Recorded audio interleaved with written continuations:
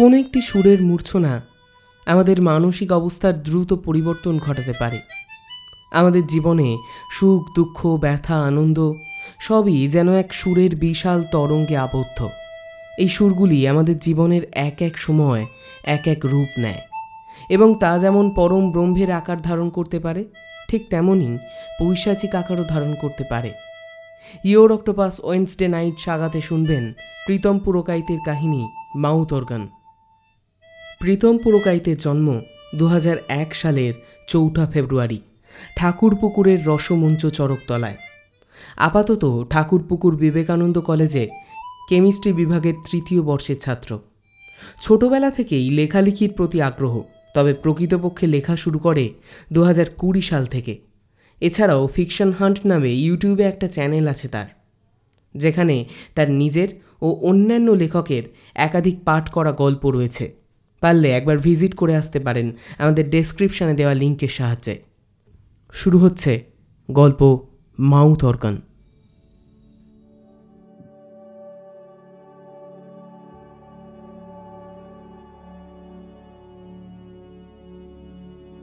কয়েকদিন হলো অভি এখানে এসেছে। নতুন শহর, নতুন চাকরি। শুরুতে খুব একটা আসার ইচ্ছা ছিল না অভির। কতকটা বাবা মার জোরেই আসতে হয়েছে এই অচেনা শহরে। ভাগ্যক্রমে ফ্ল্যাটটাও ভাড়ায় পাওয়া গেছে, নয়তো অফিস কোয়ার্টারের যা অবস্থা দেখলে গা গুলিয়ে উঠবে আপনার। 10,000 টাকা ভাড়া, আর কলকাতার মতন শহরে এর থেকে কমে মনে হয় না কোনো ফ্ল্যাট ভাড়া পাওয়া যেত। অভিও তাই আর বেশি কথা বাড়ায়নি। প্রথমবারেই এগ্রিমেন্টে সই করে দিয়েছে। আর দেবে নাই বা কেন? এরকম সুন্দর একটা ফ্ল্যাট, পরিপাটি করে সব সাজানো, তার উপর প্রপার কলকাতার বুকে এই রকম একটা জায়গা। ফ্ল্যাটটা 7th ফ্লোরে, ব্যালকানি দিয়ে প্রায় শহরের অনেকটাই দেখা যায়। গত 3 দিন অফিসের কাজ সেরে ঘরদোর পরিষ্কার আর নতুন আসবাবপত্র গুছাতেই সমস্ত দিন রাত কেটে গেছে অভির। শহরটাকে একবারও ঘুরে দেখতে পারেনি। যদিও ঘর গোছানোর কাজ গতকাল রাতে শেষ হয়েছে, তাই অভি ঠিক করেছে আগামীকাল একবার অফিসের পর শহরের খানিকটা ঘুরে দেখবে। কথাগুলো ভাবতে ভাবতে ব্যালকানির সামনে যায় অভি। পকেট থেকে একটা সিগারেট বের করে সবে ধরাতে যাবে, এমন সময় কলিং বেলটা বেজে ওঠে। ধ্যাত, এত সকালে আবার কে এলো? শান্তিতে একটা সিগারেটও খেতে দেবে না। কিঞ্চিত বিরক্তি সত্ত্বেও দরজার দিকে এগিয়ে যায় অভি। দরজাটা খুলতেই ওর চোখে পড়ে দরজা জুড়ে দাঁড়িয়ে রয়েছে এক প্রকাণ্ড চেহারার মাঝবয়সী ভদ্রলোক। গোঁফের জন্য একটু বেশি ভয়ানক লাগছে লোকটিকে। অভি কিছু বলে ওঠার আগেই এক গাল হাসি নিয়ে বলতে শুরু করে সামনের লোকটি। নমস্কার ভাই, আমি অর্ধেন্দু ঘোষাল, এই অ্যাপার্টমেন্টেই থাকি। তা আপনি নতুন এসেছেন শুনে ভাবলাম যাই, একবার দেখা করেই যাই। কয়েকদিন বাড়ি ছিলাম না, বুঝলেন, তাই আর আলাপটা করা হয়ে ওঠেনি। অভি মনে মনে ভাবে, আজব লোক তো, চেনা নেই জানা নেই, হুট করে আলাপ করতে চলে এলো। তারপর শান্ত গলায় বলে, হ্যাঁ নমস্কার, আমি খুব বেশি দিন আসিনি, এই 2-3 দিন হবে। আপনার সাথে দেখা হয়ে সত্যি খুব ভালো লাগলো। একদম চাপ নেবেন না ভায়া, কোনো সমস্যায় পড়লে আমাকে শুধু ডেকে নেবেন, একদম অসংকোচ বোধ করবেন না। এমা না না, অসংকোচ বোধ করবো কেন? আপনার মতো একটা মানুষের সাথে পরিচয় হয়ে গেল, আর অসংকোচ করার কোনো প্রশ্নই ওঠে না। অভি খানিকটা বিরক্তই হয় লোকটার হাবভাবে। মনে মনে ব্যঙ্গ করে বলে, ভালো সাহায্য করার লোক এলো আমার। আর হ্যাঁ, একটু সাবধানে থাকবেন রাতের বেলায়, মানে বেশি বেরোবেন না রাতের দিকে।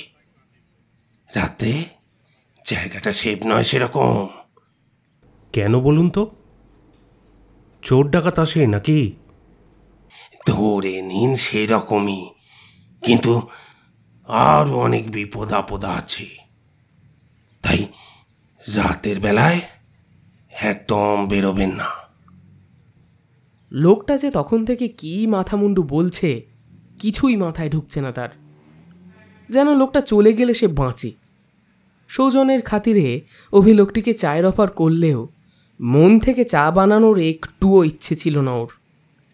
একেই সকাল সকাল উঠে রান্না করে শরীরের যা অবস্থা, তার ওপর আবার অফিসে বেরোতে হবে। তাই লোকটি তাড়া আছে বলে চায়ের প্রস্তাব প্রত্যাখ্যান করায় অভি হাঁপ ছেড়ে বাঁচে। রাত বাড়তেই অস্বস্তিটা কেমন যেন বাড়তে থাকে অভির। ডিনারের খাবারও আজ শেষ করতে পারিনি। সেই ছোটবেলা থেকে এক সমস্যা ওর, অবেলাতে একটু বাড়াবাড়ি কিছু খেয়ে নিলেই সারা রাত অস্বস্তিতে ভোগে। আজ ওই অফিসের পর কলিগদের সাথে চপ ফুলুরি খাওয়াতেই এই অবস্থাটা হয়েছে। কত রাত যে জেগেই কাটিয়ে দিয়েছে এর ঠেলায়। ডাক্তারও তাই প্রিকশন না নিয়ে এইসব তেলে ভাজা টাজা খেতে একদম স্ট্রিক্টলি বারণ করে দিয়েছেন। কিন্তু কলিগরা এত জোর করলো যে অনিচ্ছা সত্ত্বেও গোটা চারেক মেরে দিতে হলো। তার ঠেলা এখন বুঝতে হবে, সারা রাত জেগে কাটাতে হবে আজ। টেবিলে রাখা সিগারেটের প্যাকেট থেকে একটা সিগারেট বের করলো অভি, কিন্তু লাইটারটা যে কোথায় রাখলো সেটা কিছুতেই পেল না ও। তো শালা, একই পেটের সমস্যা, তার উপর লাইটারটা যে কোথায় রাখলাম। লাইটটা জেলে এদিক ওদিক খুঁজতে শুরু করে, ড্রেসিং টেবিলের ওপর, টেবিলের নিচে, কিন্তু কোথাও তো নেই। হঠাৎ দরজার দিকে চোখ যেতে কি যেন একটা মিটমিট করে চলছে দেখতে পায় অভি। ওরে শালা, তোকে এত করে খুঁজছি আর তুমি বাবু ওখানে। দরজার কাছে এগিয়ে যায় অভি, নিচু হয়ে লাইটারটা তুলে নেয়। ফিরে আসতে যাবে তখনই ওর কানে আসে এক সুন্দর সুমধুর সুরের আওয়াজ। ঠিক কোন বাদ্যযন্ত্র দিয়ে সুরটা ভেসে আসছে তা ঠিক নাগাল করতে পারে না অভি, কিন্তু সুরটা খুব কানে লাগে অভির। এত সুন্দর একটা সুর কে বাজাচ্ছে এত রাতে? কৌতূহল প্রবল হয় অভির, দরজা খুলে বেরিয়ে আসে বাইরে। সুরটা ওপরের দিক থেকে আসছে, হয়তো ওপরের ফ্লোরের কোন একটা ফ্ল্যাট থেকে। ইতিমধ্যে সুরটা আরো জোরালো হয়ে এসেছে। অভি মুগ্ধ হতে থাকে সুরের প্রতি। সিঁড়ির দিকে এগিয়ে যায় সে। একের পর এক সিঁড়ি পেরোতে থাকে সে, যেন আজ তাকে সেই সুরের সন্ধান পেতেই হবে। এক অসম্ভব মোহে আবদ্ধ হয়ে গেছে সে। আচমকা পেছনে একটা হাত পড়তেই হুঁশ ফেরে অভির। এক মেয়েলি গলা ভেসে আসে অভির পেছন থেকে। এই যে, অন্ধকারে এরকম পাগলের মতো ছুটছেন কেন? মাথা খারাপ হলো নাকি? ইতিমধ্যে সুরটা বন্ধ হয়ে গেছে। অভি পেছনে ফেরে। তার সামনে দাঁড়িয়ে রয়েছে এক সুন্দরী যুবতী। বয়স আন্দাজ খানিকটা 20-র বেশি, কিন্তু 25-এর কম। মেয়েটি আবার গলা তুলে বলে, কি হলো, শুনতে পান না নাকি? এত রাতে অন্ধকারে ছুটছিলেন কেন? এইবার কথাগুলো কানে যায় অভির। নিজেকে সামলে নিয়ে উত্তর দেয় সে, না, আসলে ওই সুরটা ভেসে আসছিল, কোথা থেকে যে আসছিল ঠিক বুঝতে পারছিলাম না, তাই সেটার উদ্দেশ্যেই আসছিলাম। আচ্ছা, এই ব্যাপার। ওই শ্যুটটা আমি করছিলাম। সত্যি? দারুণ বাজান তো আপনি। কিন্তু একটা কথা বলবো, কিছু মনে করবেন না তো? সেটা তো বললেই বুঝতে পারবো কি মনে করতে হবে না হবে না। আসলে আমি ঠিক বুঝতে পারছি না আপনি ওই সুরটা কি দিয়ে বাজাচ্ছিলেন। এই সামান্য জিনিসে মনে করার কি আছে, এইটা দিয়েই বাজাচ্ছিলাম। মেয়েটা হাতটা এগিয়ে আনে অভির মুখের সামনে। তার হাতের দিকে দৃষ্টি ফেলতে একটা ছোট্ট মাউথ অর্গান দেখতে পায় অভি। হাসি মুখে বলে, তাহলে এই সেই জাদুকাঠি যেখান থেকে আপনি জাদু ফালাচ্ছিলেন? বলতে পারেন। আপনি কি ঘুমোতে যাবেন এখন? মানে ঘুমোনোর তাড়া আছে? না না, এত তাড়াতাড়ি নয়। কেন, কিছু দরকার ছিল? তাড়াতাড়ি? রাত 1:45 বাজে। না, আসলে দরকারটা ঠিক নয়। ঘুম আসছে না, তাই ভাবলাম ছাদে গিয়ে একটু বসবো। আপনি যদি ফাঁকা থাকেন তাহলে আসতে পারেন। গল্প করতে করতে সময়টা কেটে যাবে। দুজনে পা বাড়ায় সিঁড়ির দিকে। ছাদে উঠে আসতেই এক রাশ অন্ধকার যেন নিমেষে হারিয়ে যায় জ্যোৎস্নার আকাশে। চারিদিকটা কেমন যেন খাঁ খাঁ করছে। নিস্তব্ধতা গ্রাস করেছে গোটা শহরটাকে। দুজনে গিয়ে বসে একটা রেলিংয়ের ধারে। অপূর্ব দেখাচ্ছে মাঝরাতে শহরটাকে। কি সুন্দর মায়া জড়িয়ে রেখেছে গোটা শহরটাকে ঘিরে। আশপাশের সমস্ত বাড়ি, অফিস বিল্ডিং সব কত শান্ত, কত সুশীল। মেয়েটা শান্ত গলায় বলে, এই যা, আপনার নামটাই তো জিজ্ঞাসা করা হলো না। হঠাৎ কথাটা ভেসে আসতে অভি চমকে ওঠে। পরক্ষণে নিজেকে সামলে নিয়ে মৃদু স্বরে সে বলে, অভি সেনগুপ্ত। হাই, অভি সেনগুপ্ত। আমি দ্যুতি চ্যাটার্জি। দ্যুতি চ্যাটার্জি নয় কিন্তু। বলেই হেসে ওঠে মেয়েটা। অভিও নিজের হাসি চাপতে পারে না। নিস্তব্ধতা গ্রাস করে দুজনকে। দ্যুতিকে চুপ করে থাকতে দেখে অভি বলা শুরু করে, কতদিন আছেন এখানে? কিছুটা অন্যমনস্ক ছিল দ্যুতি। কথাটা কানে আসতে সেটা কাটিয়ে উঠে সে বলে, তা ওই 2 বছর মতো হবে। বাহ, তাহলে তো এখানকার অ্যাপার্টমেন্টের প্রায় সবাইকেই চেনেন। হ্যাঁ, খানিকটা। আবার নিস্তব্ধ হয়ে ওঠে পুরো শহরটা। দুজনেই নীরব হয়ে ওঠে। শনশন করে হাওয়া বইছে। একটা সুন্দর গন্ধ যেন জড়িয়ে রেখেছে সেই বাতাস, যেন সম্মোহনের সুগন্ধি। অনেকক্ষণ ওদিক থেকে কোনো কথা না আসায় অভি প্রশ্নটা করে, আচ্ছা, একটা জিনিস দেখছি, এই অ্যাপার্টমেন্টের প্রত্যেকটা ফ্লোরেই প্রায় বেশিরভাগ ফ্ল্যাট ফাঁকা। খুব বেশি দিন তৈরি হয়নি মনে হয়, তাই না? কথাটা কানে যেতে হুঁশ ফেরে দ্যুতির। না, অনেক দিনই তো হয়েছে।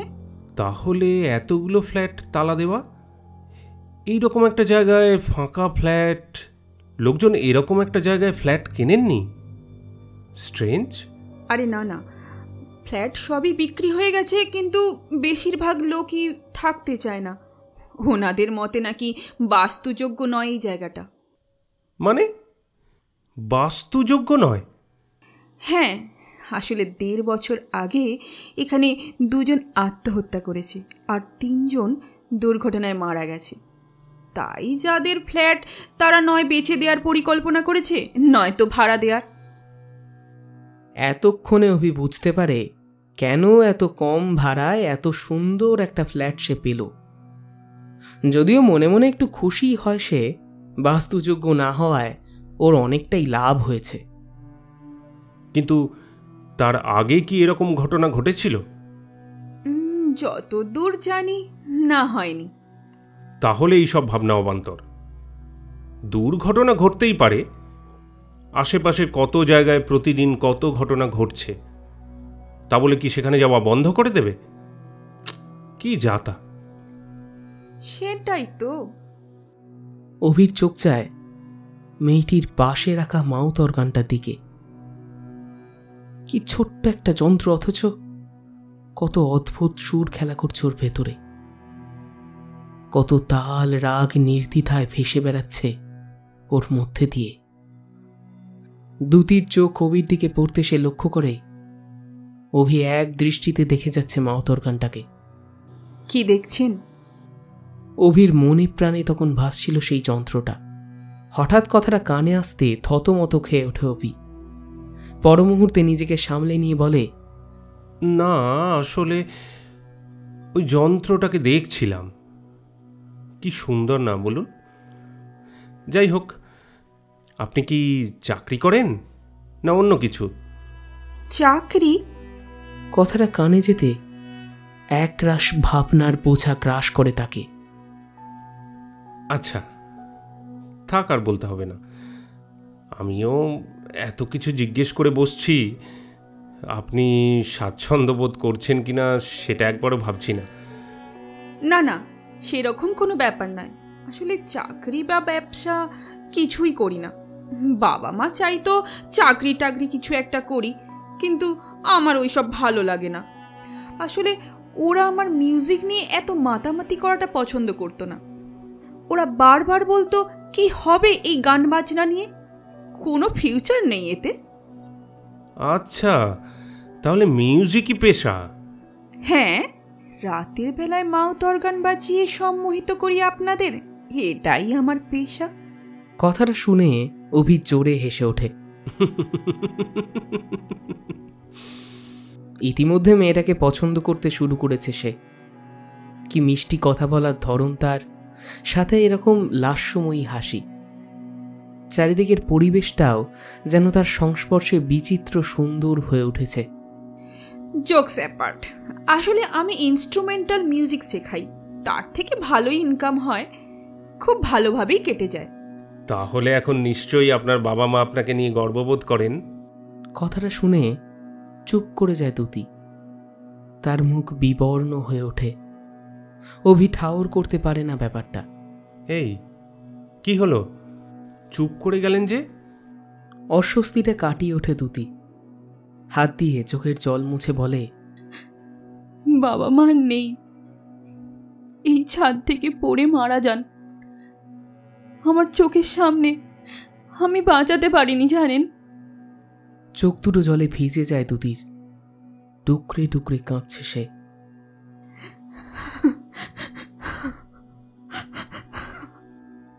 অভির মনটা মুচড়ে যায়। কথাটা বলা ওর উচিত হয়নি বুঝতে পারে। আই এম সরি, আসলে আমি বুঝতে। না না, সরি বলার কি আছে? আপনি কি জানতেন নাকি এই ব্যাপারে? It's okay. আপনি বরঞ্চ মাউথ অর্গানটা বাজান এখন, দেখবেন আপনারও মন ভালো হয়ে যাবে আর আমারও। আর কিছু বলে না দুতি। সত্যি এই মাউথ অর্গানটাই ওকে সব থেকে বেশি শান্তি দেয়। হাজারো মন খারাপের মুখে হাসি ফোটায়। পাশে থাকা মাউথ অর্গানটা তুলে নেয় সে, ধীরে ধীরে সুর তোলে।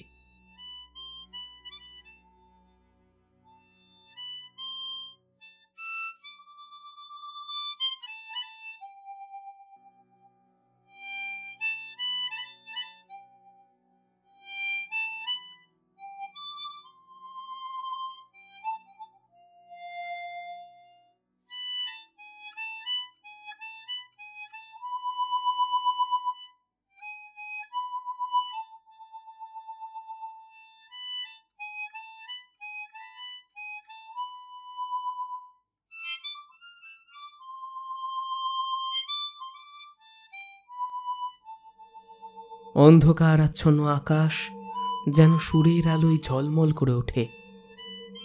আগমন হয় নতুন আলোর। অভির মন ভেদ করে সেই সুর। কি করুণ এক যন্ত্রণা লুকিয়ে রয়েছে এই সুরে।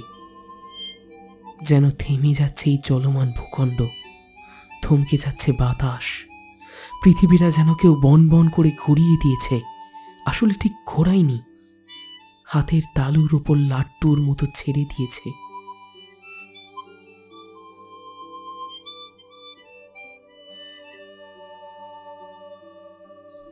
হঠাৎ সুরটা বন্ধ হয়ে যায়। অভির হুঁশ ফিরে তখন। কি হলো, থামলেন কেন? দুতি ইতস্তত কণ্ঠে কিছু যেন একটা বলার চেষ্টা করছে, কিন্তু বলতে পারছে না। অবশেষে জড়তা কাটিয়ে উঠে সে বলে, কেমন লাগলো আপনি বললেন না তো? এইটা জানার জন্য আপনি থেমে গেলেন? অভূতপূর্ব, অসাধারণ। এই সুরটা যে কাউকে সম্মোহনে গ্রাস করতে পারে। সত্যিই দুর্দান্ত। আপনার থেকে ভালো এটা কেউ বাজাতে পারে? অন্তত আমার তা মনে হয় না। দেখুন, আপনারও ভালো লাগলো যদি বাবা মাও প্রথম থেকে বুঝতে পারত যে আমি সত্যি প্যাশনেটলি এটা করে থাকি, তাহলে হয়তো আজ ওরা বেঁচে থাকতো। এক মুহূর্ত থমকে যায় অভির গলার স্বর। এ কি শুনল সে? কি বলছে মেয়েটা? শুনে শিহরিত হয়ে ওঠে ওর সারা শরীর, কেঁপে ওঠে ওর গলা, অস্বস্তিটা চেপে ধরে ওকে। ইতিমধ্যে আবার বাজতে শুরু করেছে সেই সুর, গ্রাস করছে অভির মনকে। এ এক অদ্ভুত অনুভূতি, এর আগে এত সুন্দর কিচ্ছু শোনেনি সে। চোখের সামনে স্বর্গ মর্ত পাতাল একাকার হয়ে যাচ্ছে এই সুরের তালে, রঙিন হয়ে উঠেছে সমস্ত পৃথিবী। ধীরে ধীরে রেলিংয়ের দিকে এগিয়ে যায় অভি। এই শূন্য ডাকছে ওকে, ভাসিয়ে দিতে হবে ওর শরীরটাকে, আর তো সমর্পণ করতে হবে ওকে। অন্ধকার যেন তার প্রিয় সন্তানকে কোলে তুলে নিতে চাইছে। ধীরে ধীরে শরীরটাকে ভাসিয়ে দেয় অভি, খোলা আকাশের ভাসমান তারার মতো। এ শূন্য যেন চাইছে তার স্পর্শ, নিচের ভূমি যেন ধীরে ধীরে এগিয়ে আসছে তার দিকে, আরো কাছে, যেন সে গ্রাস করে তাকে নিয়ে যাবে সেই শূন্যে। আরো দূরত্ব কমতে থাকে তাদের মধ্যে, আরো কাছে, আরো কাছে।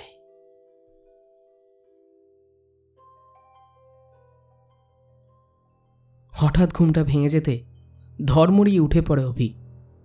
অত্যাধিক জোরে নিঃশ্বাস পড়ছে তার।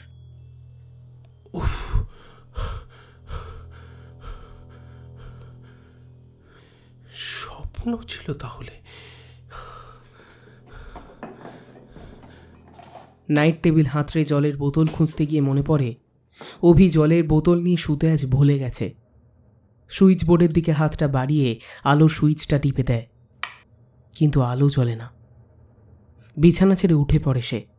সুইচ বোর্ডের আরও কতগুলো সুইচ টিপে দেখে সে, কিন্তু কোনো কাজ হয় না তাতে। কারেন্টটাও যাওয়ার সময় পেল না। মেঘের আড়ালে চাঁদটাও যেন ঠেকে যাচ্ছে ধীরে ধীরে। তার ক্ষীণ আলোটুকু ঘরটাকে সামান্য আলোকিত করেছে। ঘড়িতে ঢং ঢং করে ঘন্টা বেজে ওঠে। টর্চটাও কাজ করছে না কাল থেকে, তাও দু একবার টর্চের বাটনটা অন অফ করে অভি, কিন্তু কোনো লাভ হয় না তাতে।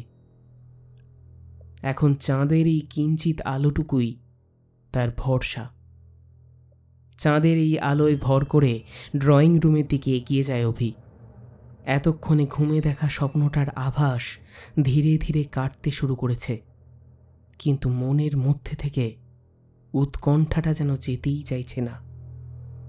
ঘরের দরজাটা পেরিয়ে ড্রয়িং রুমের টেবিলের দিকে এগিয়ে যায় অভি, কিন্তু বেশি দূর এগোতে পারে না সে। হঠাৎ তার কানে আসে হালকা মিহি সুর ভেসে আসছে ওপরের দিক থেকে। অভির বুকের মাঝখানটা ছ্যাঁত করে ওঠে, শিরদাঁড়া বেয়ে এক হিমশীতল স্রোত বইতে থাকে। তবু উৎকণ্ঠা আর কৌতূহল যেন তাকে সেই দিকেই টানছে। ধীরে ধীরে এগিয়ে যায় সে।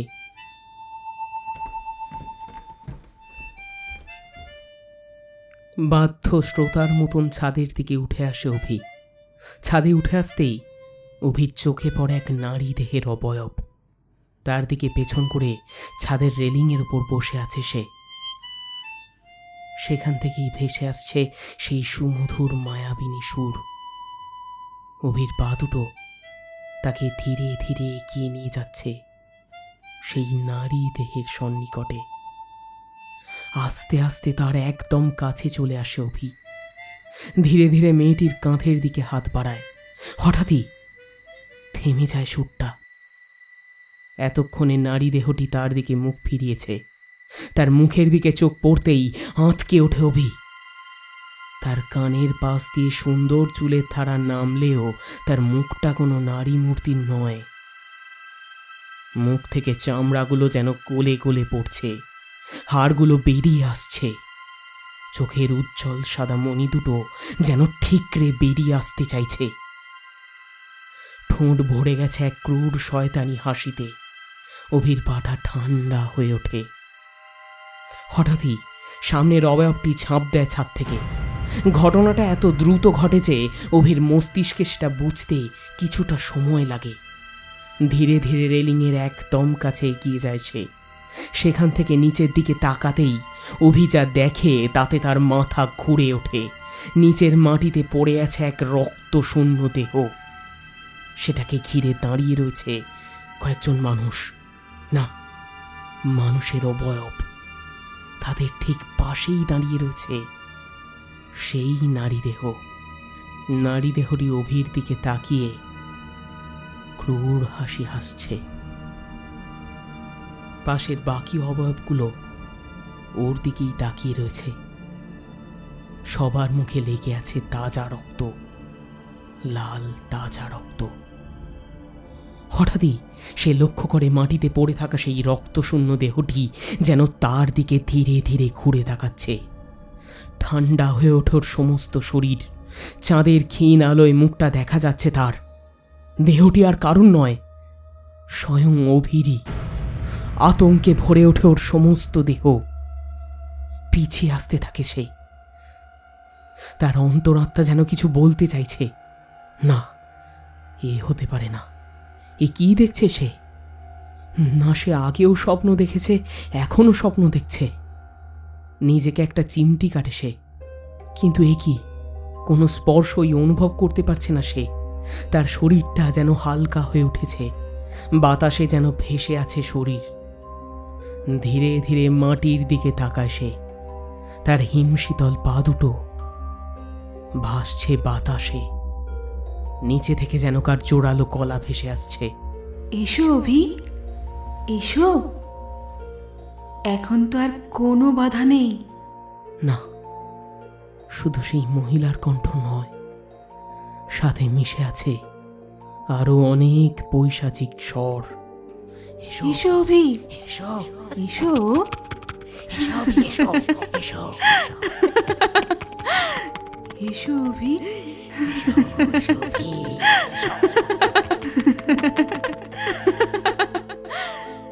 অভি বুঝতে পারে লৌকিক জগতের সাথে তার সমস্ত সম্পর্ক ছিন্ন হয়েছে। পরলৌকিক জগতই এখন তার সংসার। আর পরলৌকিক জগতে ভয়, দয়া, মায়া এইসব রাখা যে চলে না। তাকে এই বাঁধন ছেড়ে যে মুক্ত হতেই হবে। যেন তার মস্তিষ্ক প্রসূতি পরিবর্তন ঘটাতেই এই নাটকের রচনা। এখন থেকে সে আর কাউকে ভয় পাবে না, তাকে অন্যরা ভয় পাবে এখন। সেও তো ভয়েরই আর এক অংশ। হ্যাঁ, তাকে যে যেতে হবে সেই জগতে, সে যে সেই জগতেরই অঙ্গ। ধীরে ধীরে তার শরীরটা নেমে আসতে থাকে সেই মানুষরূপী অবয়বদের দিকে। সামনের ফাঁকা বৃত্তাকার অংশের দিকে এগিয়ে যেতে থাকে সে। এতক্ষণে দুটি বাজাতে শুরু করেছে সেই বাদ্যযন্ত্রটি।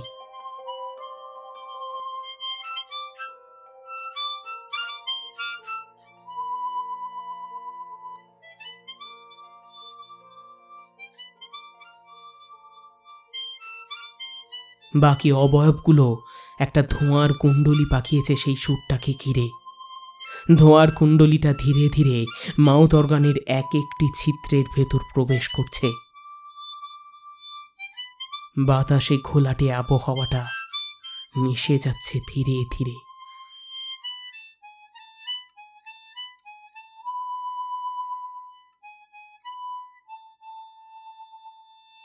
চারপাশ ছেয়ে যাচ্ছে নিকষ কালো অন্ধকারে। কিন্তু এখনো যে বেজে চলেছে সেই সুর, সেই সুন্দর সুমধুর মাউথ অর্গানের সুর।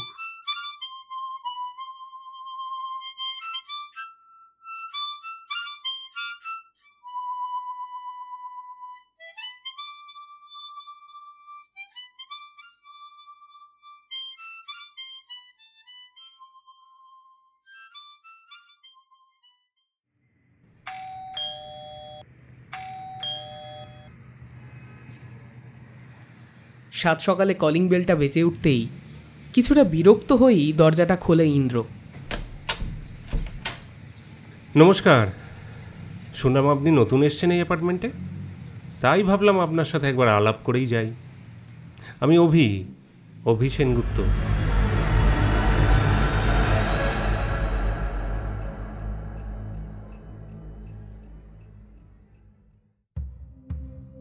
শুনছিলেন গল্প মাউথ অর্গান, রচনায় প্রীতম পুরকাইত। গল্প পাঠ ও গল্পের সূত্রধর সৌভিক। অর্ধেন্দু ঘোষাল ও অভির ভূমিকায় সৌরভ, দ্যুতির ভূমিকায় অর্পিতা, মাউথ অর্গান পরিবেশনায় অরূপ পাত্র, শব্দগ্রহণ, ধ্বনি পরিকল্পনা ও আবহে সৌভিক। আমরা আবারও ধন্যবাদ জানাই লেখক প্রীতম পুরকাইত ও তার ফিকশন হান্ট ইউটিউব চ্যানেলকে এই উদ্যোগে আমাদের সব রকমভাবে সমর্থন ও সহযোগিতা করার জন্য। এবং বিশেষ ধন্যবাদ জানাই অরূপ পাত্র ও পঙ্কজ সেন মহাশয়কে এই উদ্যোগে আমাদের বিশেষভাবে সহযোগিতা করার জন্য। এরকম আরও ইনস্ট্রুমেন্টাল মিউজিক ও অনবদ্য গান শোনার জন্য অবশ্যই ভিজিট করুন আমাদের ডেসক্রিপশনে দেওয়া লিঙ্কের সাহায্যে। গল্পটি আপনাদের ভালো লেগে থাকলে অবশ্যই লাইক করবেন এবং আপনাদের মূল্যবান মতামত আমাদের কমেন্টের মাধ্যমে জানাবেন। এবং এখনও যদি আমাদের চ্যানেলটিকে সাবস্ক্রাইব না করে থাকেন তাহলে অবশ্যই সাবস্ক্রাইব করে বেল আইকনটা প্রেস করে রাখবেন। অক্টোপাস ফিরে আসবে আরও একটি রোমাঞ্চকর গল্প নিয়ে। নমস্কার।